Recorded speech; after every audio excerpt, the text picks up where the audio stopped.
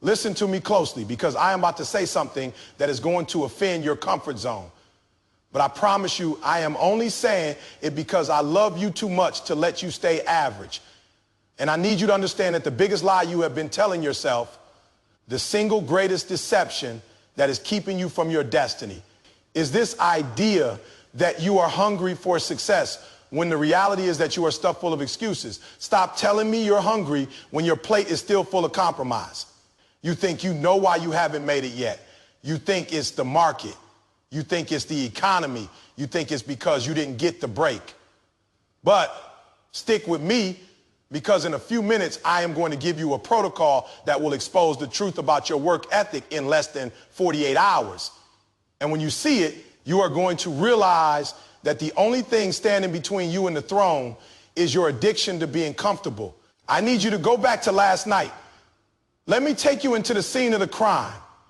Let's go to 11:30 p.m. in your bedroom where you are, lying there with the blue light of the television flickering on your face, watching a show you've seen 100 times, eating a snack you didn't earn, scrolling through a feed of people living the life you claim you want to live. You promised yourself at 8 a.m. that you were going to grind. You promised yourself you were going to make those extra calls, write that chapter, or study that film. But as soon as the day got heavy, as soon as the stress hit your shoulders, you folded, you retreated, you looked for the path of least resistance, and you found it right there in your pillow. You felt that little check in your spirit, that quiet voice whispering, get up and do the work. But you drowned it out with noise. You drowned it out with comfort. And now you are waking up tired. Not because you worked hard, but because you are exhausted from carrying the weight of your own potential that you refuse to release. You are frustrated by your lack of progress. But deep down, in the places you don't talk about at parties, you know exactly why you are stuck.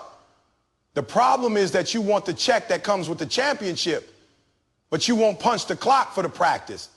You want the public glory of the result, but you are allergic to the private discipline of the routine. You are walking around begging for an opportunity. But if the opportunity knocked on your door right now, it would find you in your pajamas, unprepared, unfocused, and unworthy of the blessing. Stop lying to yourself. You don't want it bad, you want it convenient. You want success as long as it fits into your schedule, as long as it doesn't interrupt your sleep, as long as it doesn't require you to miss the game or miss the party. But let me tell you something about greatness. Greatness does not negotiate with your convenience. Greatness is a jealous lover, and it demands everything you have, not just what you have left over. I need you to understand the biology of what is happening to you, because this isn't just you being lazy. This is your brain doing exactly what it was designed to do, which is to protect you, not promote you. Your brain is wired for survival. It is wired to save energy. It is wired to keep you safe in the cave. So when you have a choice between the pain of growth and the pleasure of the couch, your brain will choose the couch every single time unless you force it to do otherwise. Your brain is prioritizing homeostasis. It wants to keep you level. It wants to keep you comfortable. But you cannot birth a dream in a comfort zone. You cannot become a beast while you are living like a domesticated pet. If you are not functionally starving, if you are constantly feeding yourself with cheap dopamine, cheap entertainment, and cheap rewards, your brain has no reason to hunt. Why would a lion hunt if you keep throwing stakes into the cage? You have domesticated your own spirit by giving yourself the reward before you did the work. You are eating the dinner of a champion with the work ethic of a casual, and that imbalance is what is causing your depression. That is what is causing your anxiety, because your soul knows you are violating the laws of success. If you stay comfortable, I guarantee you, you are going to watch other people live the life you prayed for. You are going to watch them drive the cars, build the schools, change the world, and you are going to sit there bitter, wondering why God didn't pick you, when the truth is God gave you the same 24 hours, but you spent yours looking for a soft place to land. So we are going to fix this today. I am not asking you to try harder. I am telling you to change the rules of engagement. I am giving you the tool right now, the specific weapon you need to break this addiction to comfort, and it is called the Deprivation Protocol. Here is the rule. Write this down and tattoo it on your heart. Comfort is not your right. It is your reward. For the next 7 days, we are going to retrain your brain. You are going to identify the one thing you run to for comfort. Maybe it's Instagram. Maybe it's Netflix. Maybe it's that glass of wine at night. Maybe it's hitting the snooze button, and you are going to cut it off. You are going to create a famine in your life. You are going to tell your brain, we do not eat until we kill something. Let me show you what this looks like in real life, so you can't say you didn't know how to do it. Imagine it's Tuesday morning.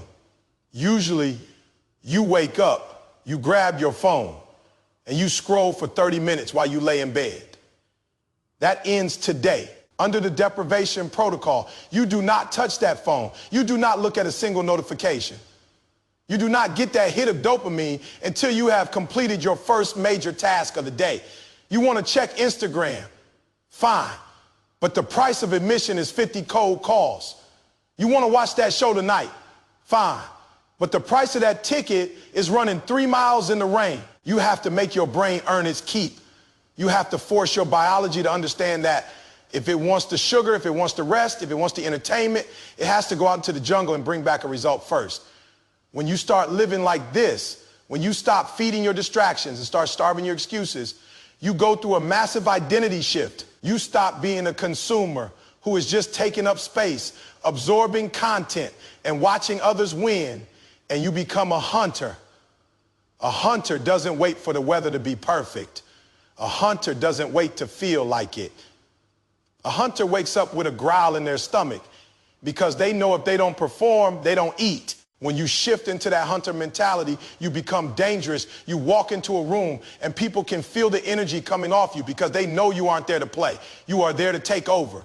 But as long as you have that safety net, as long as you keep pampering yourself, you will never find that gear. You will never know how strong you really are because you have never given yourself a reason to be strong. So here's the challenge.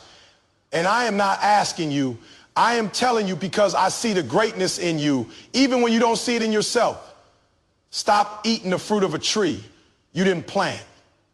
Stop celebrating on Friday when you didn't work on Monday, Tuesday, Wednesday, and Thursday.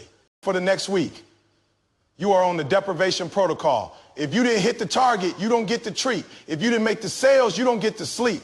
You owe it to you. You owe it to you. You owe it to you. You owe it to the future version of yourself to see what happens when you finally stop babying yourself and start pushing yourself. I want you to look in the mirror today and say, I am done being full. I am ready to be hungry, because average people eat when they are hungry. But champions hunt while they are starving. Now go out there and get what belongs to you. Listen to me, because I need you to change your relationship with the one thing you have been running from your entire life. And I need you to do it right now, because your fear of this one thing is the only wall standing between you and the destiny that has your name written on it. You look at pain like it's a stop sign. You look at struggle like it's a red light telling you that you've gone too far. But I look at pain and I smile. I look at the struggle and I get excited, because I know that you cry when it hurts, but I smile when it hurts because I know the competition just quit. You think the pain is a signal that something is wrong, but I am here to tell you that the pain is the only honest signal that you are finally doing something right. And until you understand the language of discomfort, you will always be fluent in the language of mediocrity. Let's go to that moment. You know, the one I'm talking about. Let's go to the gym at 6 a.m. or the library at midnight. You're on the treadmill. The incline is up. Your legs are burning like someone poured gasoline in your veins. Your lungs are screaming for air, and your heart is pounding against your ribs like it's trying to break out of your chest. In that exact second, a voice in your head, a seductive, soft, convincing little voice, whispers to you, that's enough. You did good. You can stop now. Nobody is watching. And what do? You reach out your hand. You hit the red button. The machine slows down, and you feel that rush of relief. You feel that wave of comfort wash over you because the suffering is over. But listen to me. That relief you feel is the poison that is killing your dreams. You think you saved yourself, but all you did was rob yourself of the breakthrough that was waiting for you. 5 seconds past the pain. You are walking around wondering why you aren't elite, wondering why you aren't in the top 1%. But the problem is simple. You want the beast mode lifestyle, but you have a fragile spirit. You want the heavy crown, but you have a weak neck. You are praying for the mountain to move because you are too lazy to build the legs to climb it. You treat rejection. You treat fatigue. You treat embarrassment like they are enemies, but they are not enemies. They are the gatekeepers. They are the bouncers at the door of success, checking to see if you have the invitation.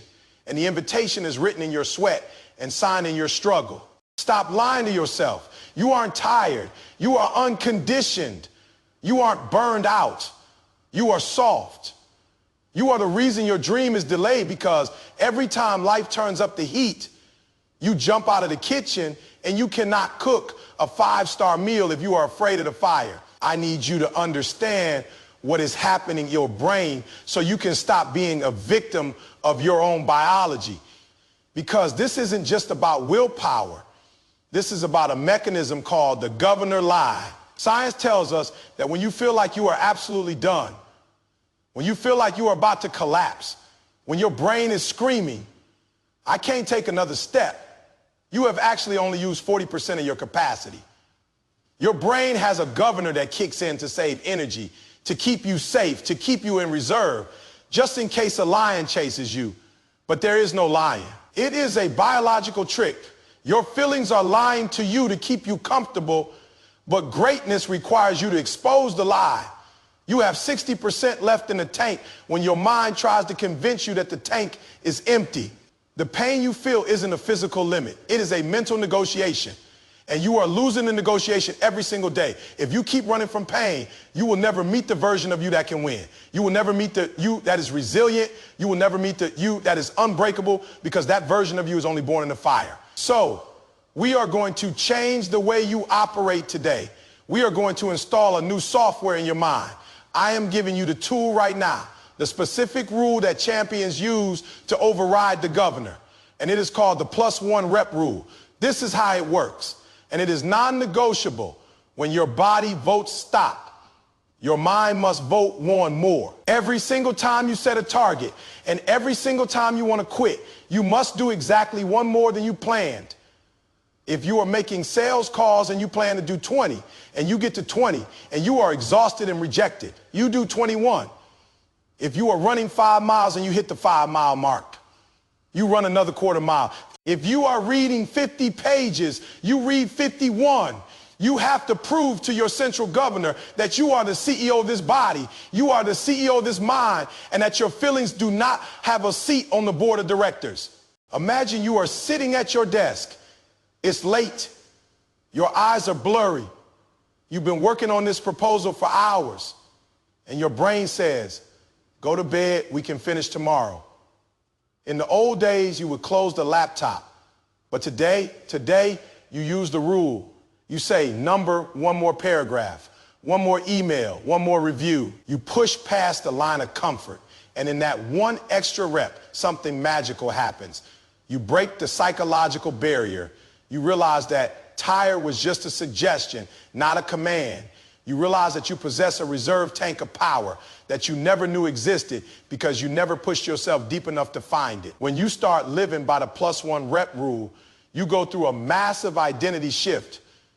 You stop being a victim of pain who cowers every time it gets hard, and you become a master of endurance. A master of endurance looks at the difficulty and says, thank you. A master of endurance understands that pain is the receipt. You want the success. You want the accolades, you want the financial freedom. Okay, here's the price tag, and the price is paid in pain. You cannot leave the store with the merchandise if you haven't paid the bill. You are trying to shoplift success. You are trying to sneak out the back door with the trophy without paying the cost of the training. And life is catching you at the door every time. So here is the challenge, and I am challenging you to your face. Stop looking for the easy way out, because the easy way leads to a hard life.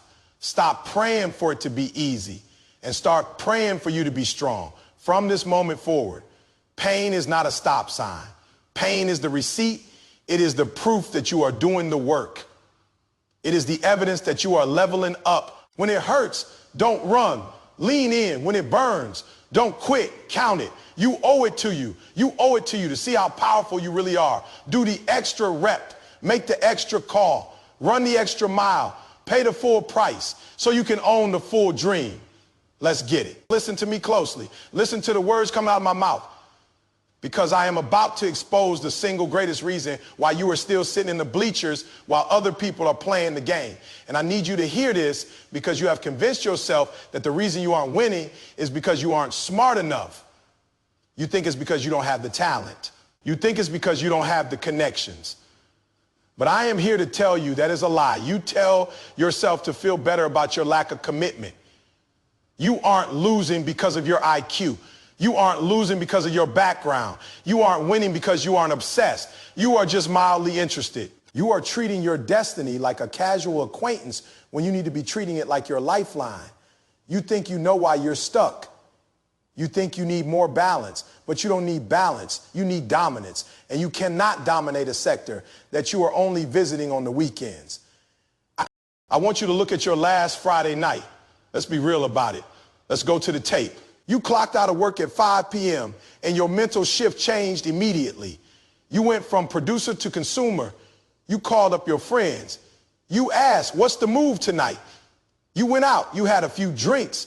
You laughed. You relaxed. You sought balance because you felt you earned a break. But while you were at the mixer trying to be social, while you were at the restaurant taking pictures of your food, there was someone else. Someone who wants your spot. Someone who wants your market share. Who was in a dark room with a hoodie on, studying the film, refining the pitch, writing the code, obsessed with the details that you are too busy to notice. They weren't looking for a break. They were looking for a breakthrough. And then you wake up on Monday morning wondering why. They are miles ahead of you, wondering why. They got the promotion, wondering why their business blew up. And you have the audacity to call it luck. It ain't luck. It's obsession. You are frustrated because you are trying to compete with people who are addicted to the process while you are just interested in the result. You have a 9 to -5 mentality about your dream, but the people beating you have a 24/7 mentality, and you cannot beat 24/7 with 9 to -5s. Stop lying to yourself. You claim you want to be elite. You claim you want to be a legend, but your focus is split 50 different ways. You are trying to be well-rounded. You are trying to keep everybody happy. You are trying to watch every show on Netflix, keep up with every group chat, and still build an empire. It doesn't work like that. You cannot be elite with a distracted mind. You are trying to serve two masters, comfort and greatness. And that is why you are mediocre at both. I need you to feel this contrast in your gut. I need it to disturb you. You treat your dream like a side piece. You see it on the weekends. You visit it when you have free time, but you expect it to pay you like a spouse. You want the full commitment of the reward, but you are giving a partial commitment of effort. You want the unconditional love of success, but you are giving it conditional attention. And let me tell you, success knows when it is being cheated on.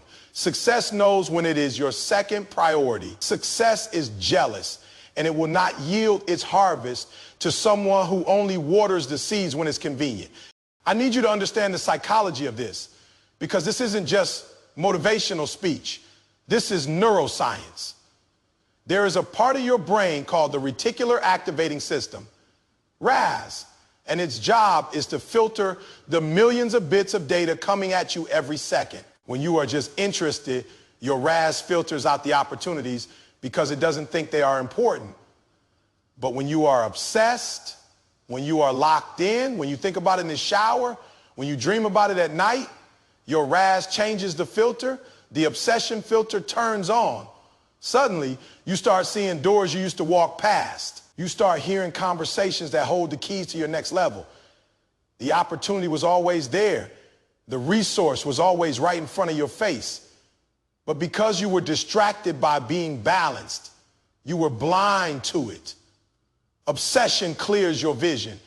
Obsession makes you a heat-seeking missile for your destiny. But as long as you stay interested, as long as you keep treating this like a hobby, you will age into regret while you watch the obsessed take your spot, You will watch them live in the house you wanted. You will watch them build the legacy you talked about simply because they were willing to look crazy while you were trying to look cool. So we are going to fix your environment today. We are going to stop leaving this up to chance. I am giving you the tool right now, the strategy that every high performer uses to trick their brain into obsession.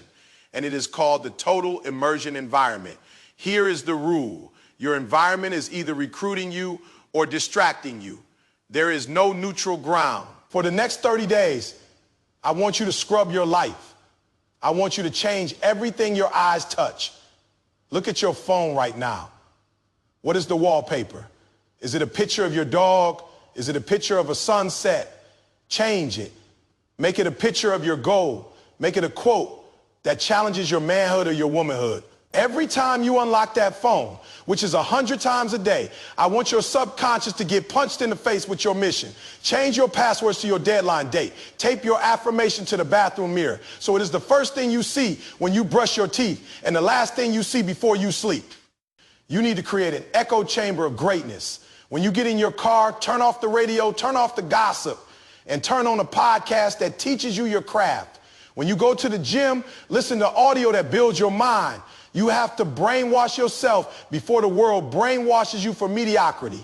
You have to force your subconscious to see the goal so many times that it has no choice but to manifest it. When you do this, when you saturate your senses with your vision, you go through a massive identity shift. You stop being a part-timer who is hoping for a break, and you become a professional who creates the break. A part-timer wonders if they should work today. A professional works because that is who they are. A part-timer gets distracted by the noise. A professional is deaf to everything except the goal. If you stay interested, you are just a fan of success. You aren't a player, and fans pay for tickets. Players get paid to perform. Which one are you? So here's the challenge, and I am daring you to take it. Stop apologizing for your focus. Stop letting people make you feel guilty for being locked in.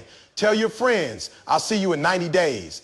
Tell your family, Daddy is building something right now. Tell the world, I am unavailable for anything that doesn't feed my future. Create the total immersion environment. Drown out the doubt with the sound of your own obsession. You owe it to you. You owe it to you. You owe it to the gift God put inside of you to see what happens when you finally stop holding back and go all in. Obsession beats talent every single time. Now go get it. But listen to me closely, because we have arrived at the most critical moment of this entire conversation, and none of the first 3 points matter. You can have the hunger. You can embrace the pain. You can even be obsessed. But if you miss this last piece, if you drop the ball right here, you are going to fumble your destiny on the 1-yard line. You have been running around looking for the perfect strategy. You have been buying the books, taking the courses, looking for the secret sauce, thinking that you are missing the how. But I am here to tell you that your problem isn't the how. Your problem is that your why is too soft to break down the door. You are too logical. You have calculated the cost of failure, and you have decided that you can live with it. And as long as you can live with losing, you will never find the will to win. If you can tell me right now, without stuttering, exactly what you are going to do if this dream doesn't work out, then I have bad news for you.